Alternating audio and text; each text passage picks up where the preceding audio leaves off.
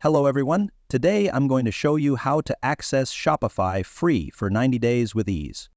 To get started, simply click on the link in the description. This link will take you directly to Shopify's special trial offer where you can sign up and enjoy all the premium features for free for 90 days. Make sure you're using an email that has not been associated with an existing Shopify store.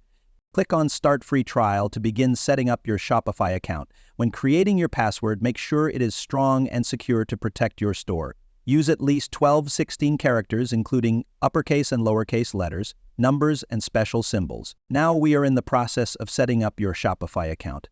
One important step is selecting the business category that best represents the type of store you want to create.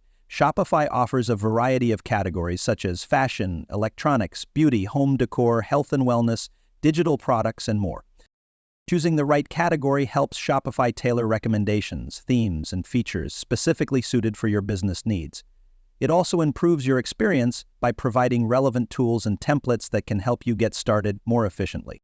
If you're unsure which category to choose, think about the type of products you plan to sell and how you want your store to be structured. Don't worry, you can always adjust this setting later as your business evolves.